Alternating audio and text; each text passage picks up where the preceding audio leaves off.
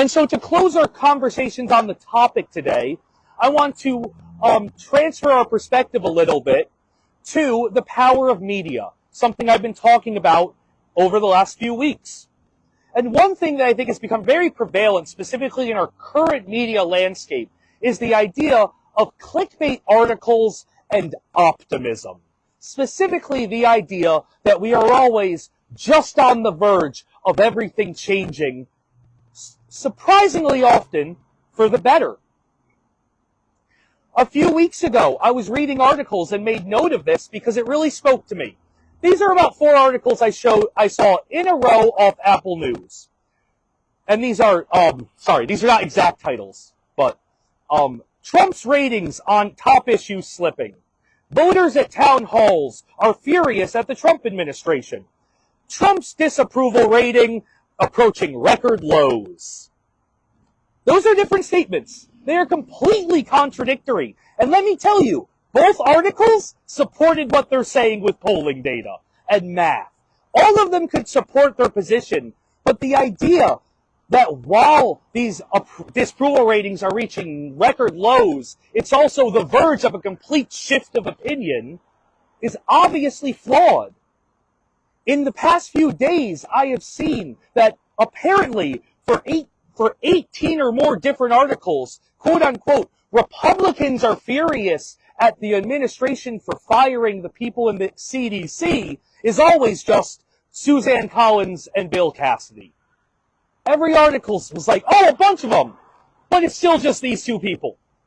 I think it's really easy to want to take advantage of our desperation for the idea that something is changing. It's a turning point, and that feels meaningful. And that, of course, feels so meaningful to those of us who are involved, who care on a level that leads us to being here every single week, or at least routinely. I know I have got taken in by these ideas that, oh, we're getting somewhere, momentum.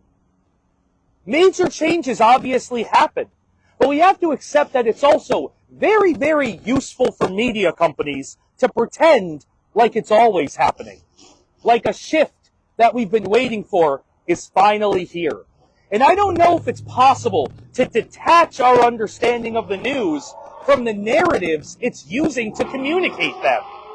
So then we get back to what I talked about at the beginning, how some people come here with 6 months worth of words chiseled down into perfect statements that they will stand by for the entire lives. And sometimes some of us come up here just because we feel something needs to be said about something. And we haven't had that time, that meaningful ability to fully connect.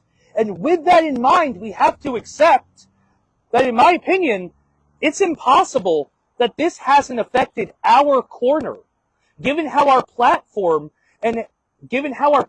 works, how it's so encouraging and inclusive, how we want to give a space for people to say things, regardless if they're experts in a certain field, because they are part of this community and should be heard. That approach lends itself to being prone to clickbait, to headlines, to narratives, to how the media portrays the news. I know it's affected how I've spoken about things up here. So again, I challenge you to keep this in mind when you see people speaking at Justice Southbury. I hope that we can trust and respect fellow activists we stand beside, while understanding that we are also all human and inherently limited. It requires reflection. So thank you all for your continued efforts, externally and internally. One of the things that makes me proudest about Justice Southbury is seeing us all grow as activists. So despite a very scary world, let's commit to keep growing so we can stand taller for the communities and for the people that we love. Thank you very much.